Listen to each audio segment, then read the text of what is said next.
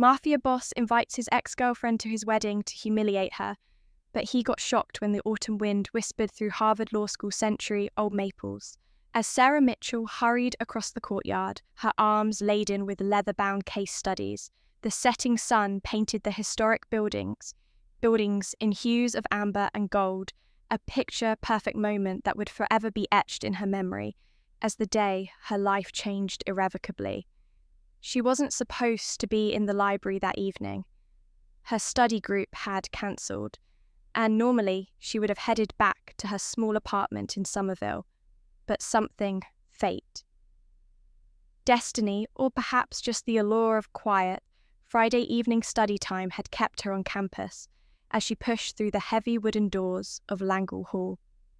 The familiar scent of aged books and polished oak enveloped her like an old friend's embrace.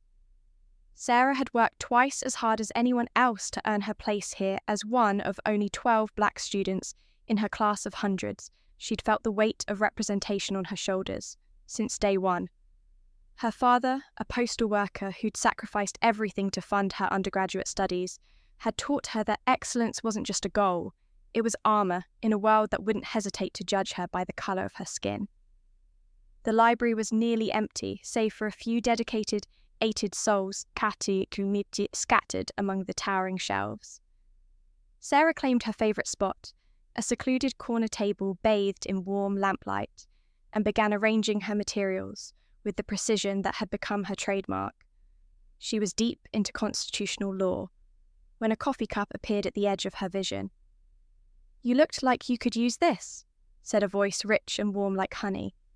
She looked up to find James Anderson standing there, his blue eyes twinkling with something that looked surprisingly like nervousness. Sarah knew who he was. Everyone did. The Anderson name was practically royalty in Boston. Legal circles, their family's influence stretching back generations. "I don't accept beverages from strangers," she replied, arching an eyebrow, though a smile tugged at the corners of her mouth. She'd noticed him in their shared classes, had caught him looking her way more than once during discussions. "James Anderson," he said, extending his hand. "And it's just coffee from the cafe downstairs. I noticed you always ordered the same thing, double shot cappuccino with an extra espresso shot." Sarah felt her professional armor crack slightly. "You've been watching my coffee orders. I've been watching you," he admitted, a blush creeping up his neck. "You destroyed Professor Hamilton's argument about precedent in constitutional law last week. It was impressive, terrifying, but impressive." A laugh escaped her before she could stop it. "Well, in that case," she accepted the coffee, their fingers brushing momentarily. "Sarah Mitchell, but you probably knew that already." "I did," he confessed, shifting his weight. "Would you mind if I joined you? I'm struggling with the Jenkins case, and rumor has it you're the only one who's cracked its logic." Sarah gestured to the empty chair across from her. Surprising herself, she usually guarded her study time fiercely. But something about James's earnest expression and the way he spoke to her, like an equal. Not a curiosity or a quota filler, made her want to break her own rules. That evening stretched into hours of passionate debate about case law, social justice, and the role of judiciary activism. James, she discovered, wasn't just another privileged legacy student. He had a sharp mind and, more surprisingly, a genuine interest in using his future career to effect positive change when they finally noticed it. The time the library was closing, as they packed up their books. James hesitated. "There's a small Italian place around the corner. Would you like to grab some dinner? We could continue our discussion about judicial reform." Sarah considered him for a moment. She knew what dating someone like James Anderson could mean. The whispers, the stares, the potential complications. But she also saw something in his eyes that spoke of sincerity, of someone willing to challenge the status quo. "On one condition," she said, shouldering her bag. "We talk about anything but law for at least the first hour." His smile lit up his entire face. Deal that night over pasta and wine. They talked about everything. Their families, their dreams, their fears. James spoke about the weight of family expectations, and Sarah shared her stories about her father's sacrifices. They discovered a shared love for obscure jazz, terrible science fiction movies, and the Red Sox. Neither of them knew then that this was just the beginning, that their love would bloom like a rose in spring, beautiful, but surrounded by thorns of societal prejudice and family expectations. They didn't know that in 3 years' time, they would be standing in a very different place.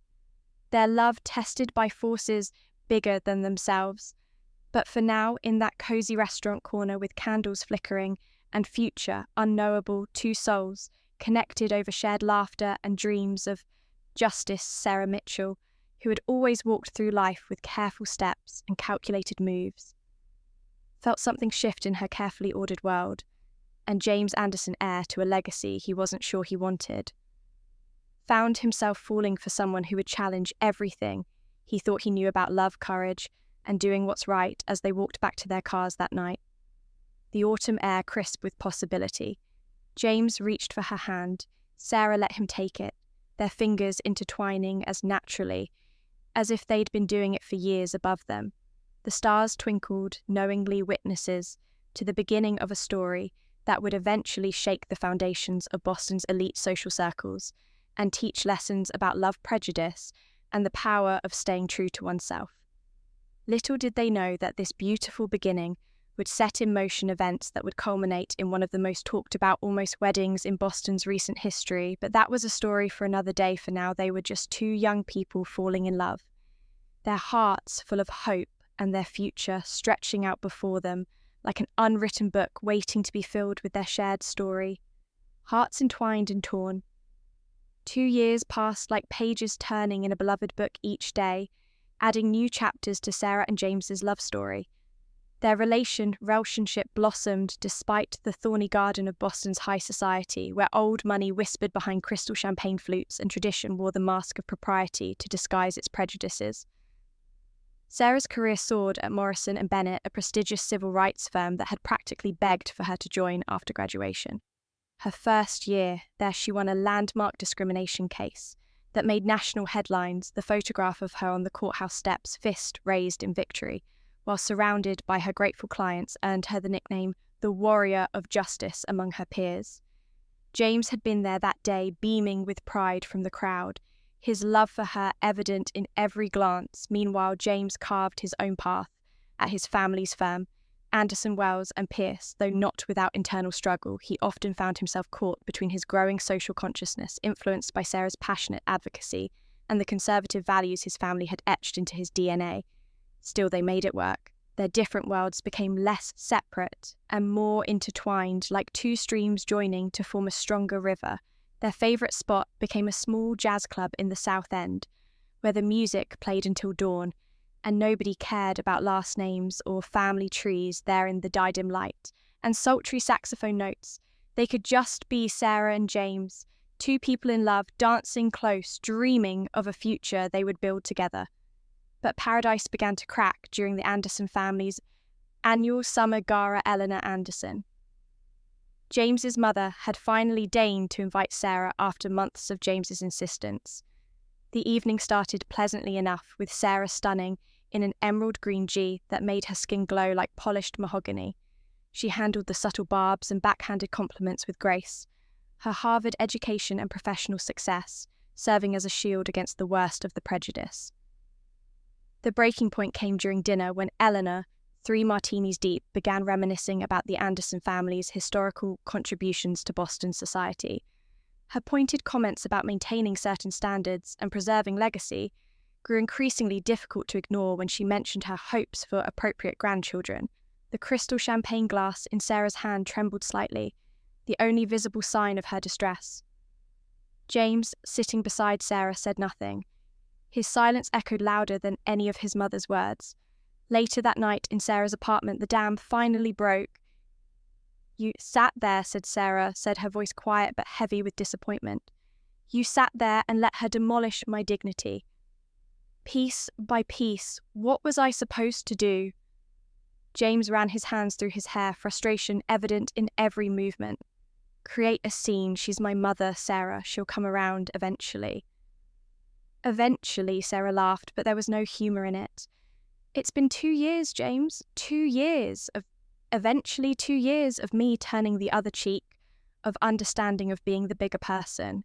when does eventually become now the argument spiraled from there, unleashing every unspoken tension, every swallowed slight, every moment James had chosen family, comfort over standing up for their love. By midnight, they were both exhausted, their words hanging in the air like smoke after a fire. "I can't keep doing this," Sarah finally said, her voice breaking. "I can't keep pretending that love is enough when you won't even fight for us. I won't shrink myself to fit into your family's narrow view of worth." "Sarah, please." James stepped toward her, but she held up a hand. "Number, I need you to leave. I need you to really think about what you want, James. Because I know who I am, and I won't apologize for it anymore." He left that night, and something fundamental shifted in their relationship. The following weeks became a dance of half-hearted reconciliations and deeper realizations. James, torn between his growing understanding of systemic privilege and his family's expectations, began to withdraw, Sarah watching him. Retreat felt her heart hardening like steel in a forge. The end came on a rainy Tuesday, 3 months after the gala. James arrived at her office, looking like he hadn't slept in days. "My father's retiring," he said without preamble. "They're making me managing partner." Sarah knew what was coming before he said it.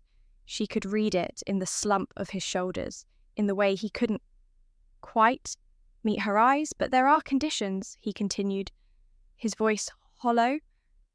"Of course there are," Sarah replied, her tone carefully neutral.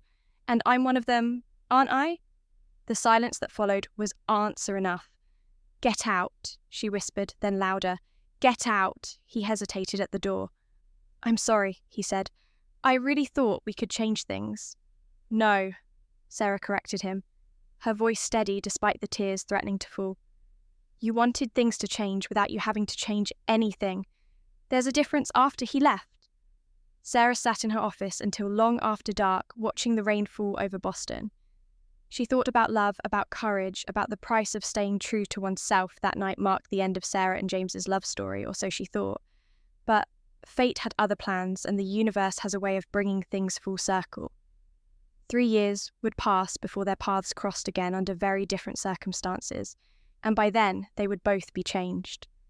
People, though, only one of them would be changed for the better.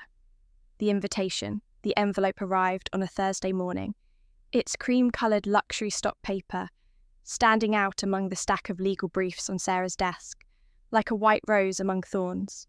Her assistant, Marcus, had placed it on top of her morning correspondence with a knowing look. The return address, embossed in gold leaf, bore the Anderson family crest. Sarah's fingers hovered over the envelope. 3 years had passed since she'd last heard from James.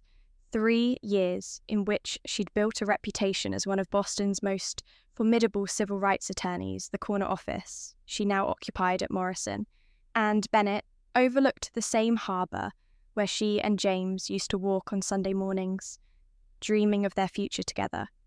The irony wasn't lost on her. Her recent victory in a class action discrimination suit against a major corporation had made national headlines. The settlement had been substantial enough to establish a foundation supporting minority students in law school. It was the kind of case that changed lives, the kind of impact she'd always dreamed of making with deliberate movements. She picked up her letter opener, a gift from her father when she made partner.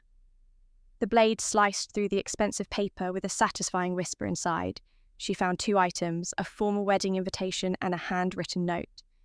The invitation read, "Mr. and Mrs. Theodore Anderson requests the honour of your presence at the marriage of their son James. Theodore Anderson to Miss Victoria Elizabeth Canterbury.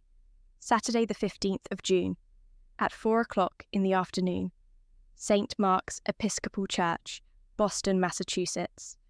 Sarah's laugh held no humour as she noted the church, the same one where she and James had once attended Christmas service together before his family's disapproval had become too obvious to ignore. But it was the handwritten note that made her blood run cold. "Dear Sarah, time has a way of putting things in perspective. These past 3 years have shown me what truly matters in life.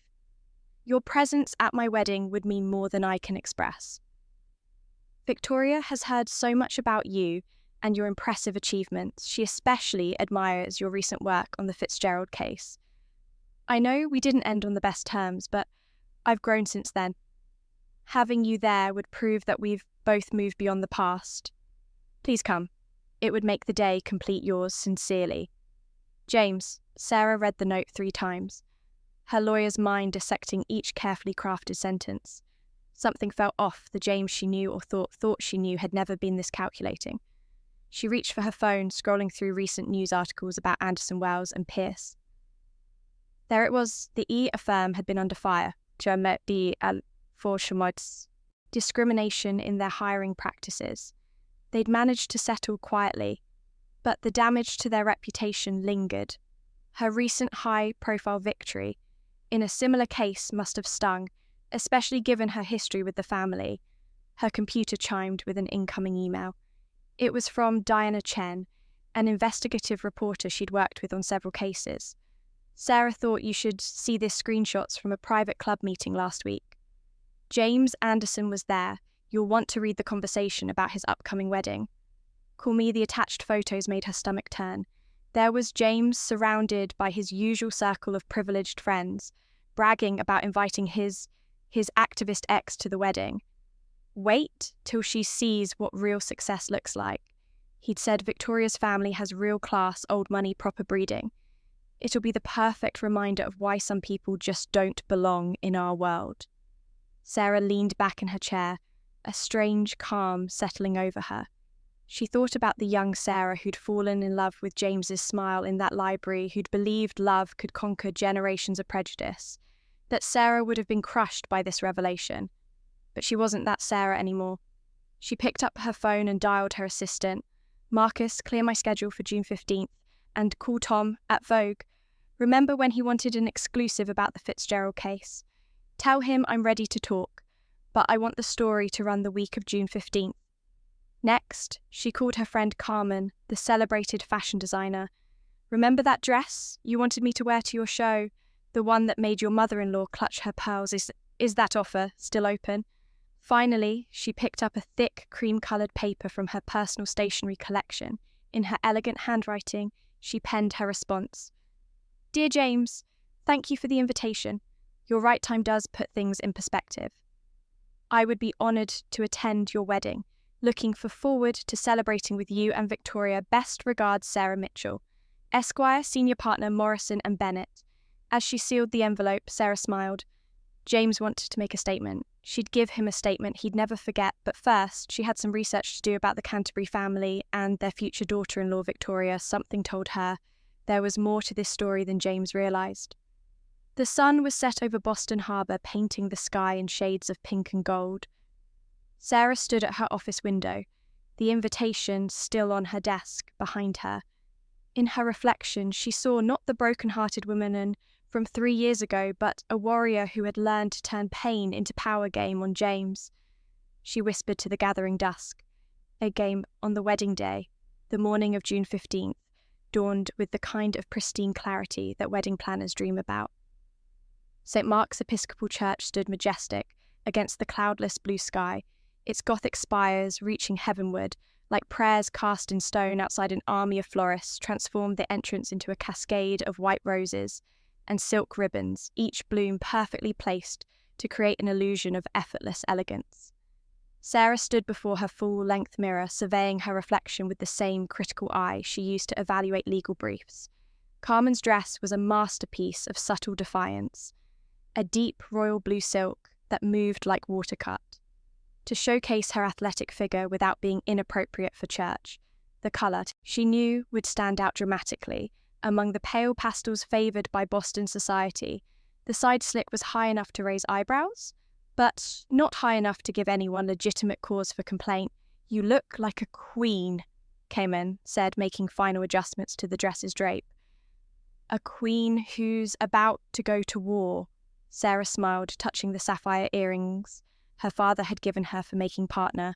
The best battles are won without lifting a sword. Her phone buzzed with a text from Diana Chen. Stories ready, photos authenticated, running at noon. You're sure about this? Yes, Sarah typed back. Time to let the truth speak for itself, as her driver navigated through Boston streets. Sarah reviewed what she'd learned about Victoria Canterbury over the past few weeks. The picture that emerged was fascinating, and nothing like what James or his family believed they were getting. Victoria, it turned out, was not the compliant society princess the Anderson thought they'd secured for their son. She was a quiet revolutionary in her own right, running a foundation that supported arts education in underserved communities. More intriguingly, she'd spent a year teaching in Ghana before graduate school, something her society profile conveniently omitted. The car pulled up to St. Mark's just as other guests began arriving. Sarah noticed the slight pause in conversation as she emerged. Head held high, she'd chosen to arrive early, wanting to observe rather than make a grand entrance. The whispers followed her up the church steps like autumn leaves in a breeze. Inside, the church was a symphony of white and gold, with sunlight streaming through stained glass windows to create halos of coloured light on the ancient stone floors. Sarah chose a seat halfway back on the bride's side, close enough to see everything far enough to maintain perspective. Eleanor Anderson's double take upon seeing her was almost comical. The mother of the groom recovered quickly, though her smile had all the warmth of a December frost. "Sarah, dear," she said, voice dripping with fake sweetness. "How brave of you to come, Mrs. Anderson." Sarah replied smoothly, "The years have been kind to you." The unspoken, "unlike your personality," hung in the air between them. More guests filtered in, and Sarah watched the complex social dynamics play out like a carefully choreographed dance.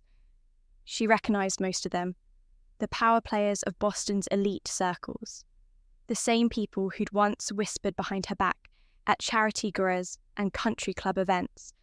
But it was the arrival of Victoria's grandmother that caught Sarah's attention.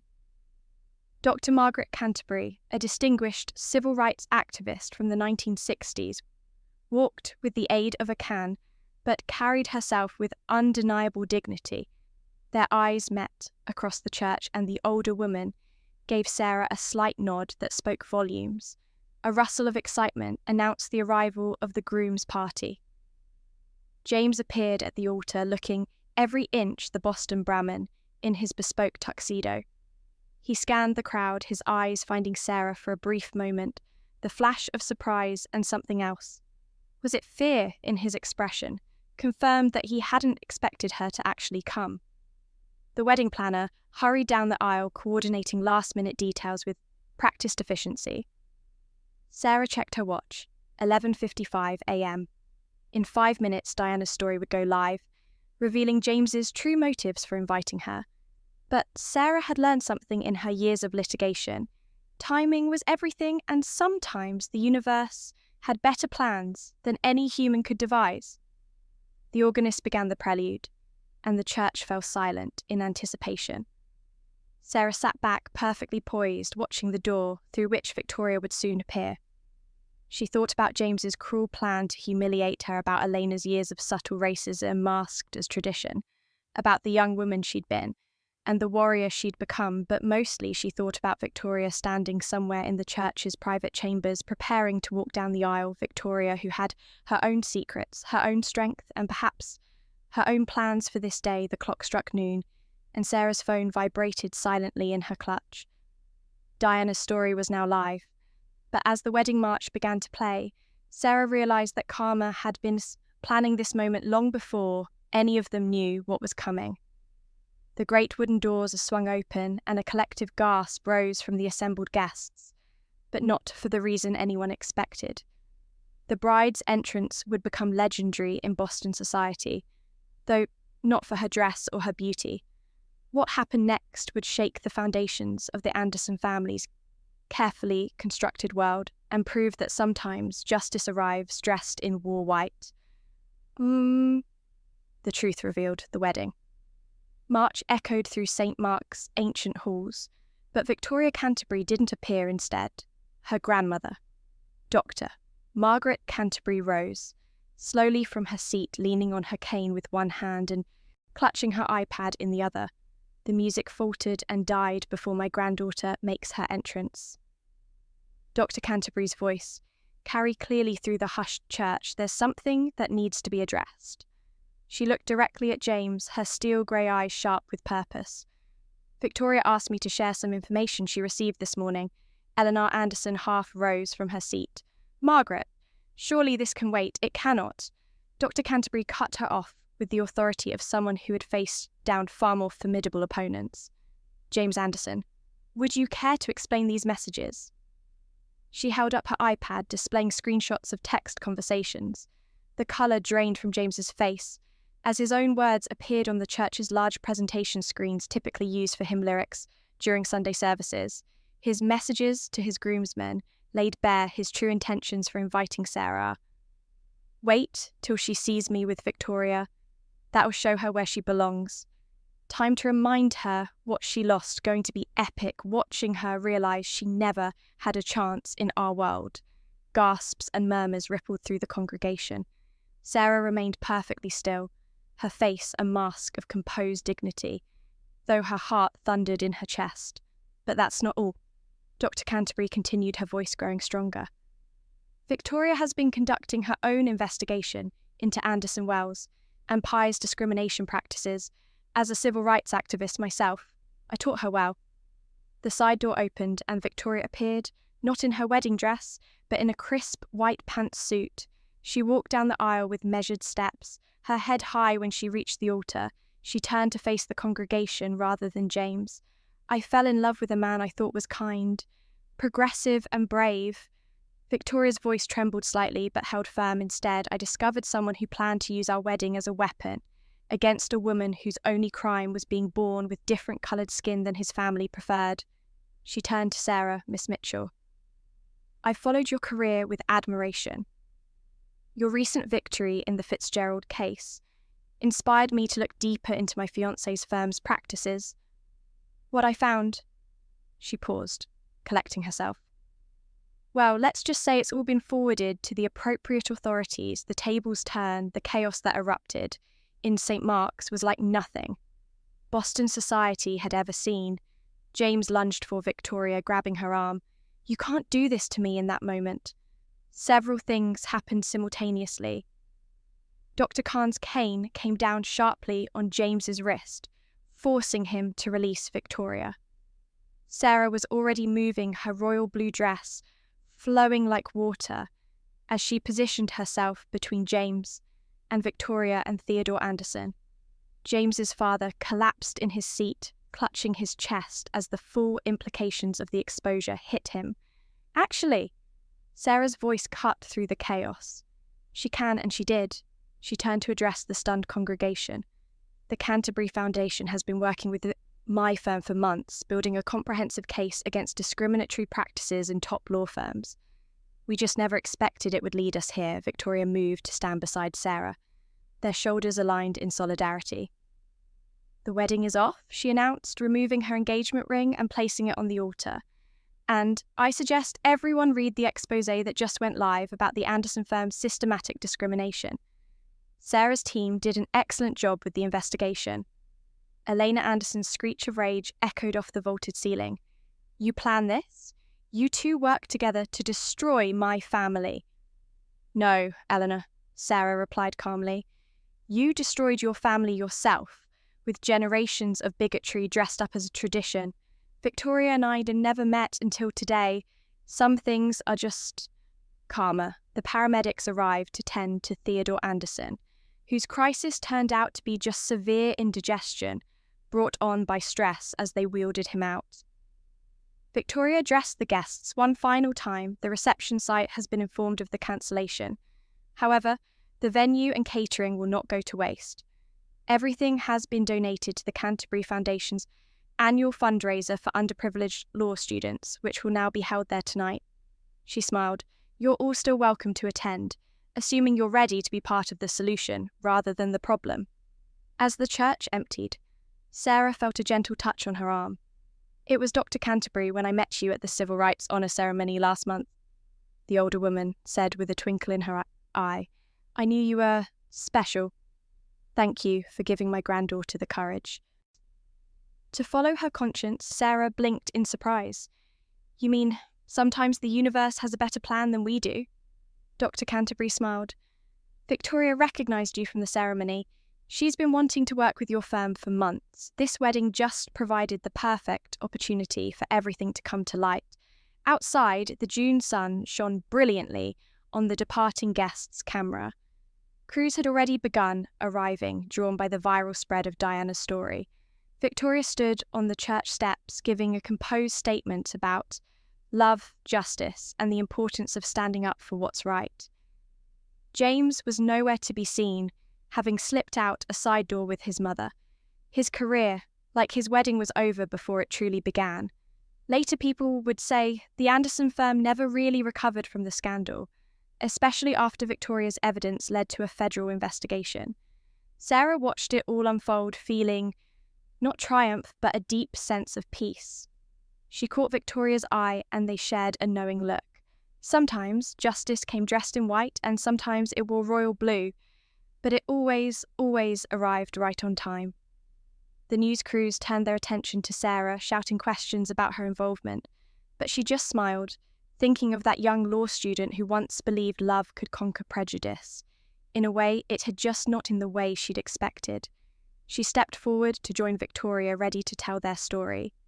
Not one of revenge, but of redemption, not of hatred, conquered by more hatred, but of justice, served through truth as the cameras flashed.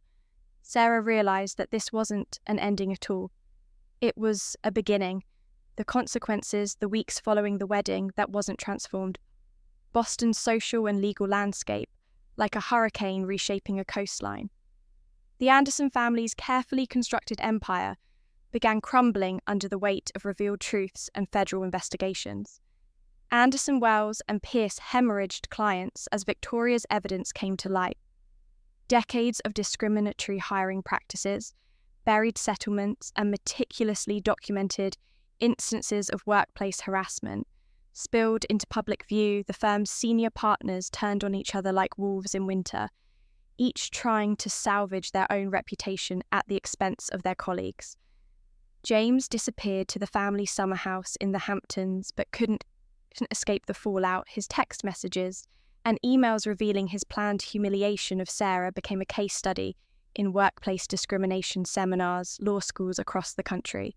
Incorporated the Anderson firm's downfall into their ethics curricula, Elena Anderson's social calendar.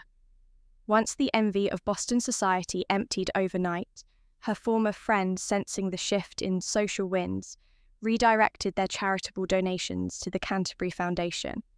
The irony wasn't lost on anyone when several prestigious law firms, desperate to prove their commitment to diversity, began actively recruiting minority candidates and revising their hiring policies.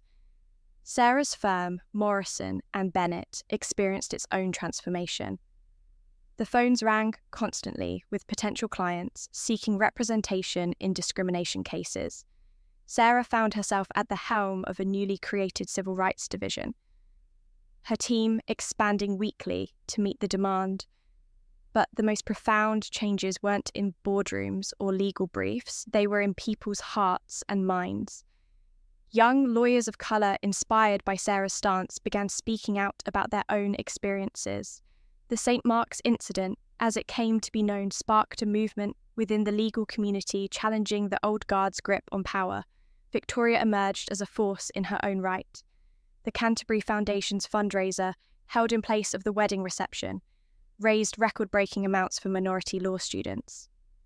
She and Sarah formed an unlikely but powerful alliance, combining the Canterbury family's influence with Sarah's legal expertise to create lasting change. 1 month after the event, Theodore Anderson requested a private meeting with Sarah in her corner office. The once mighty patriarch looked older, diminished. "You could have destroyed us completely," he said quietly. "Why didn't you?" Sarah studied him thoughtfully. Because destruction wasn't the goal. Mr. Anderson change was new beginnings. 3 years later, Bizat stood at a podium in Harvard Law School's main auditorium, looking out at the eager faces of the graduating class. As the commencement speaker, she'd been asked to share wisdom with these future lawyers. The audience included a record number of minority students, many of them Canterbury Foundation scholars. Just she began, "Doesn't always wear a black robe or carry a gavel. Sometimes it arrives in unexpected ways, through unexpected people. Sometimes it looks like a wedding that never happened, or a truth that refused to stay buried in the audience. Victoria sat beside her grandmother, both women beaming with pride.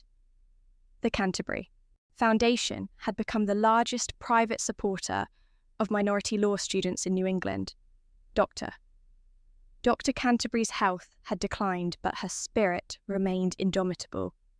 James had eventually resurfaced. Changed by his time away, he'd taken a teaching position at a community college in Arizona, working with first-generation college students. His letters of apology to both Sarah and Victoria spoke of hard-earned wisdom and genuine remorse, while forgiveness might still be distant standing had begun to take root. Eleanor Anderson, surprisingly, had undergone perhaps the most dramatic transformation after months of social isolation. She had sought therapy to confront her prejudices. She now volunteered at a youth centre in Rockbury, teaching business skills to underprivileged teens. It wasn't perfect, but it was progress. Your law degrees, Sarah continued, her voice carrying to every corner of the auditorium, are not just certificates of achievement. They are tools for change. Each of you has the power to shape not only the law, but the very fabric of our society after the ceremony. Sarah found herself in the law library, standing in the exact spot where she had first met James. All those years ago, the memory no longer hurt. Instead, it reminded her of how far she'd come, how much had changed. Victoria Aurea joined her, there carrying 2 cups of coffee for old time's sake, she said with a smile, handing one to Sarah. They sat at what had once been Sarah's favourite study spot, now marked with a small plaque commemorating the Canterbury Mitchell Scholarship Fund. Around them, students of all backgrounds studied together their presence, a testament to how much had changed and how much work still remained. "Did you ever imagine it would turn out like this?" Victoria asked, gesturing to the diverse group of students. Sarah shook her head, smiling. "I thought I was fighting for justice in the courtroom. I never realised that sometimes the biggest changes happen in the smallest moments, in the choices we make when facing our own truths."